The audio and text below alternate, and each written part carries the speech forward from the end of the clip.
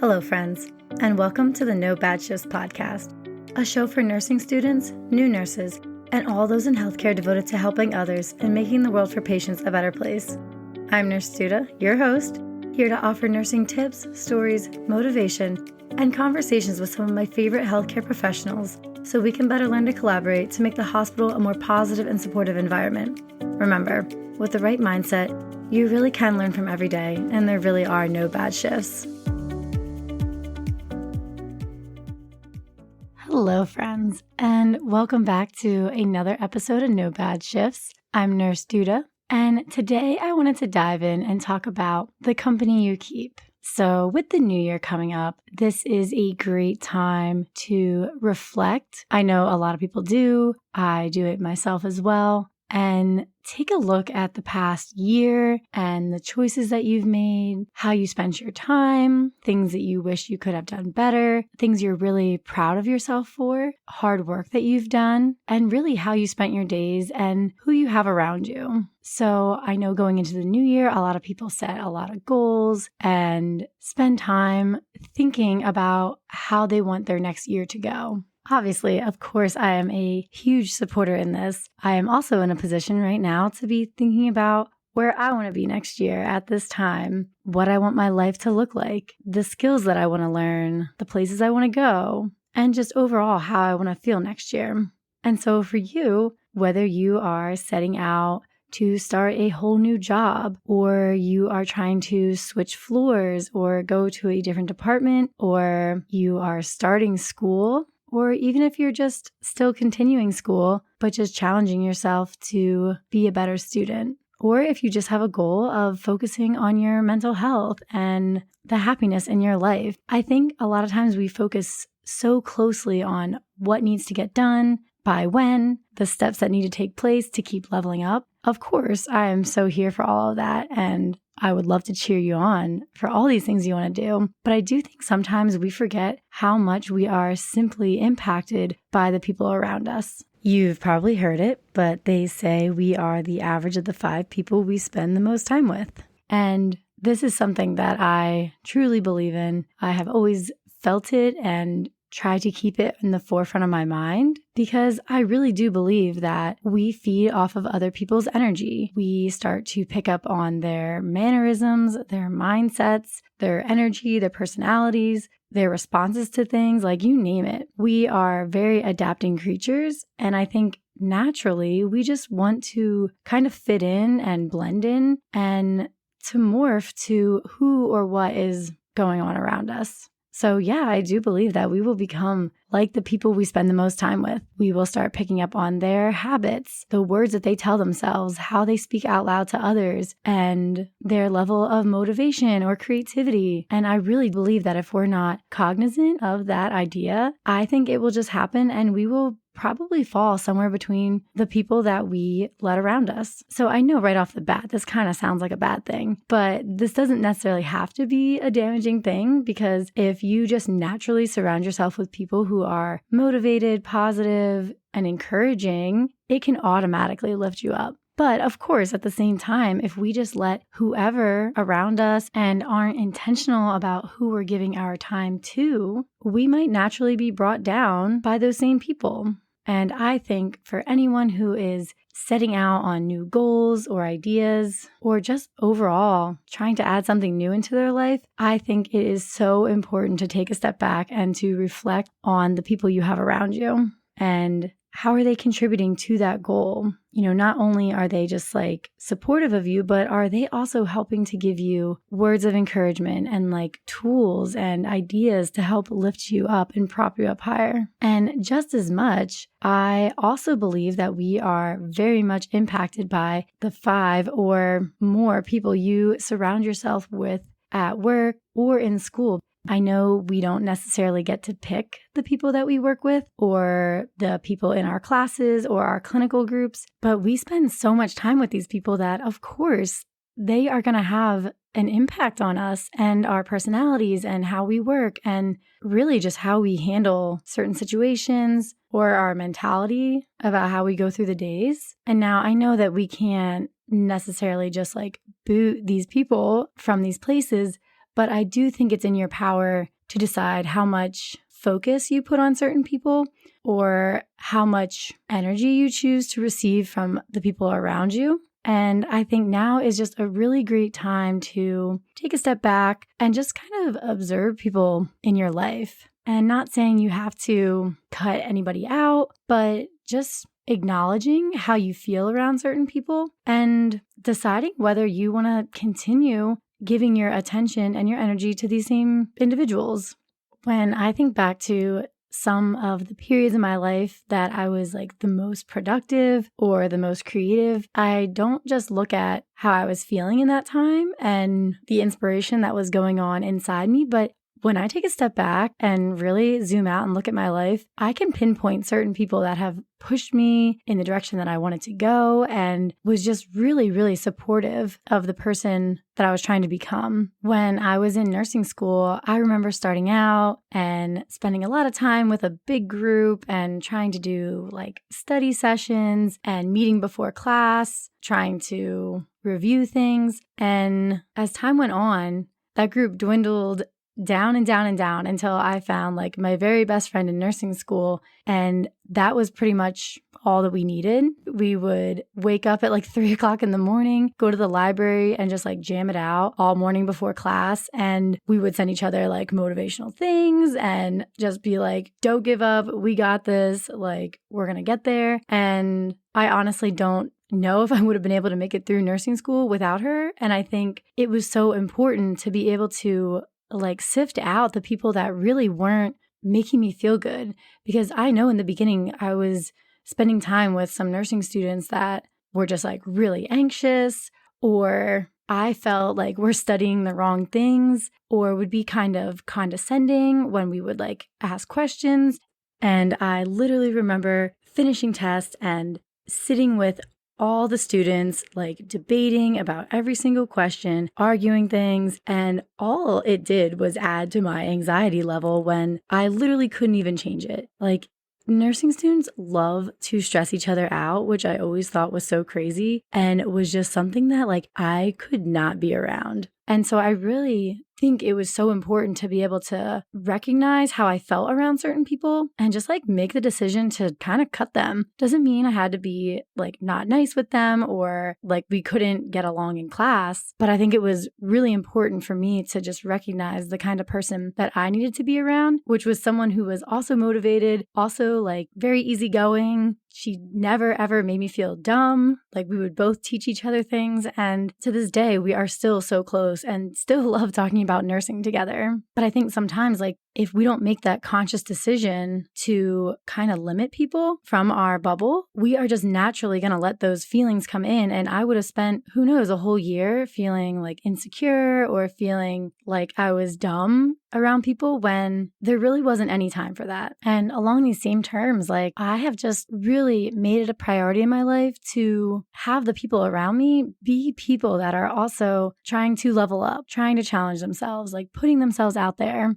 Because those are the people that are going to help push me and bring that side of me out. And actually, like, my closest people in my life include my very best friend, who is like the ultimate artist in my life. She paints, she does film, she is writing a book, she just started a business with her friend, and she constantly inspires me to keep putting myself out there no matter what the outcome is. And also, my brother is a huge supporter in my life and someone who is also a creative. He is working to keep putting his music out there and reminds me to keep trying to create the thing that matters to me and reminds me of the growth process in life. And one of my other best friends is starting a whole new job in her field that's totally different. And I know she's taking a big leap. And it's just really inspiring to me to see my closest people doing this and to be reminded that there are other people out there who are challenging themselves, making themselves vulnerable, and really just trying to create the life that they want to live. So when I was trying to start this podcast, like, it was really, really hard for me. And I really made a point to lean into the people that could offer great advice and people that have been in a position like this to put their words out there or their art out there. And honestly, if it wasn't for them and other people in my life who just really see me and hear me and just want the best for me, I don't know if I would have been able to do this. It really did take my best friend, my brother, my closest friends, my therapist, my girls that I met in Memphis, my mentor, Amy, and just the few people that also knew about this to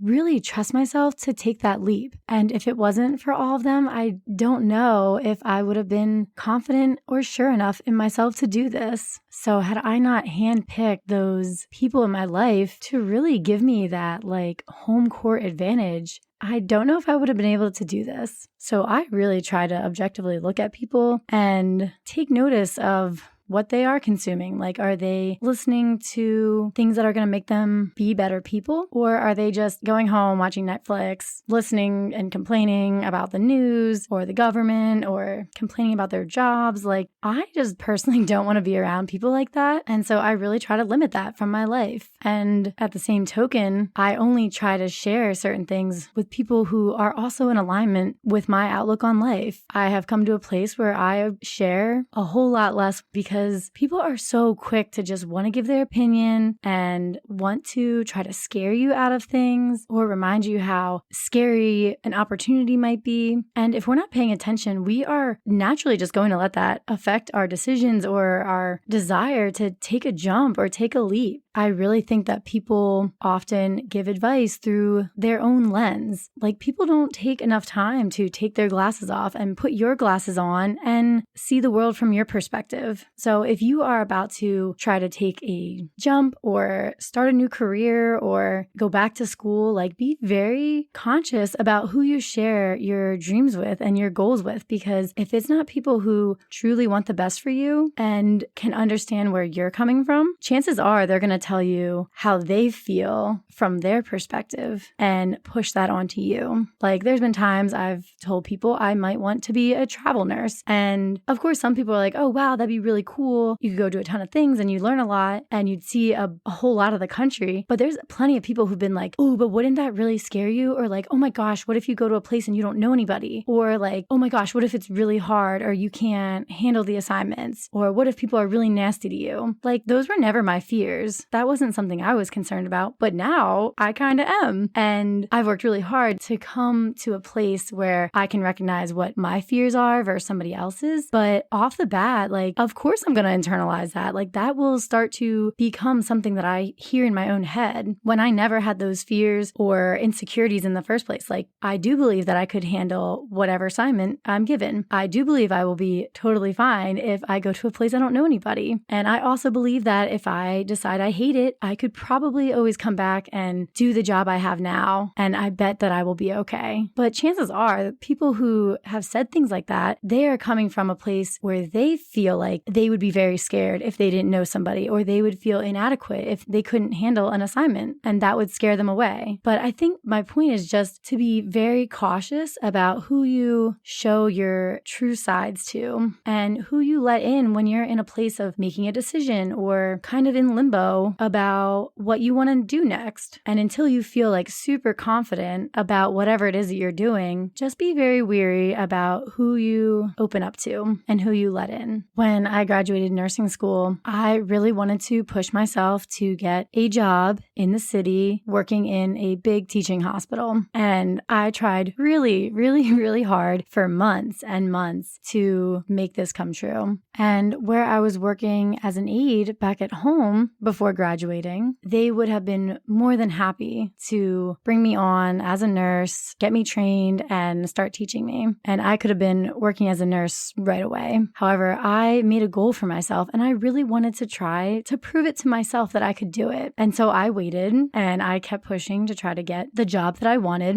And I just got rejected from like so many jobs every single week. And I would tell people that this is my goal. I really want to stay in the city. I'm going to keep pushing to try to get a job. I did set a deadline for myself of March 24th, which was my 26th birthday, when I would have been kicked off my parents' insurance, but so many people time after time told me like, you should just take the job, just start working as a nurse. Like at least you'll be making real nurse money. And I just knew what I wanted for me. I wanted to start in a place that I was going to be using all this knowledge from nursing school. I wanted to be challenged. I wanted to be thrown into a big hospital where I was going to soak up a ton of knowledge. And I just felt like for me, the place that I worked for the past couple of years just wasn't going to be enough challenge for me. But not everybody completely understood this. So they were just coming from a place where they were seeing the situation through their own glasses. Like they never really took the time to put my glasses on and see how I felt about this and how proud I was to finish school and to get my RN license and to go to the place that I feel like I deserved. And I struggled during that time because so many people were just offering their advice and ideas and what they thought I should do. And, oh, if I were you, I would do this. If I were you, like, be careful when people say that, because when they say, if I were you, they are not fully thinking about if they were you and in your exact situation. And of course, people would never truly know what it's like to be you except for you. So I guess what I'm saying is just be cognizant of the people you have around you and what they're saying to you. And remember that you don't have to adopt everything, but at the same time, you are allowed to be the filter of your own life. Like you do not have to let everybody in. You can absolutely limit people and the words that they tell you and the energy they're pushing onto you. And you are the only one who truly knows what's best for you. Also, very proud to tell you that I started my very first nursing job on March 4th in a large teaching hospital in the city. And I do know that it was because of some of the closest people in my life who also believed in me and kept pushing me to reach for my dream and what I really wanted, that I felt like I was able to keep the faith and make that dream come true. And I invite you to just carry the same filter right when you go into work or into clinical or into your classrooms, because we do spend so much time with these people. And just take notice of how people come into the nurses station, what they're saying, what they're complaining about. Are they speaking about their patients kindly, or are they talking bad about them? And now you, of course, cannot stop them or make people act a different way, but I think you are in a powerful position to either accept that and engage in that, or just decide like that is not okay with you and you're just not going to participate in it. Like be the person that says something positive when it would be so much easier to just go along with everybody and complain or sound frustrated, because I think sometimes that can change the way a group interacts. And if it doesn't, you at least are creating this kind of shield that lets people know that like that's not what you want to let into your life. Or if you hear this, like just get up and leave and go somewhere else. As a floater, I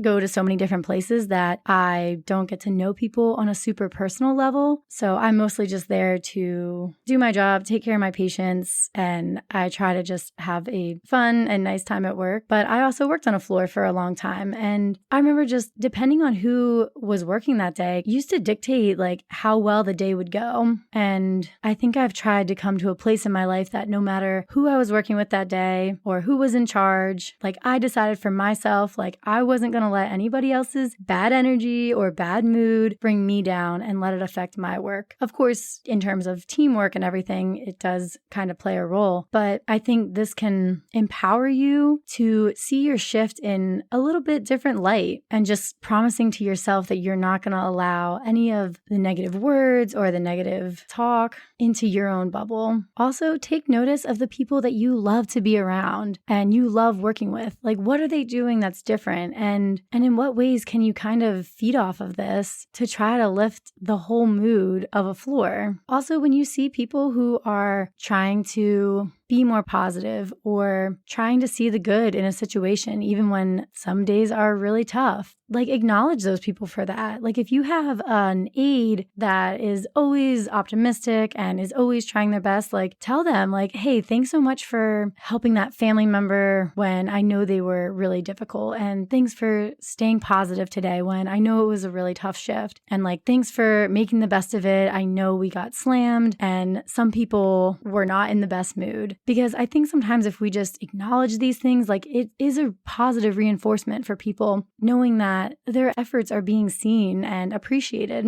And while this might be a very, very slow process and may never change the whole culture of a unit, I do think you have the ability to bring a positive change wherever you're working. So as we go into the new year, I just invite you to take a step back and really just observe people in your life. And whether it's your work life, your school life, your personal life, your family life, like just see how people act, how you feel around them, and give yourself space and time and permission to make a conscious decision of whether or not you want to bring them closer or to create some distance. And it doesn't have to be forever. Sometimes we just need space from certain people while we embark on a new journey. But I just want you to be able to go into this new year feeling loved and supported and seen and heard. And while, of course, a lot of this comes from us and our internal dialogue, I do think the people you surround yourself with and the energy you let in also plays a major role in your motivation and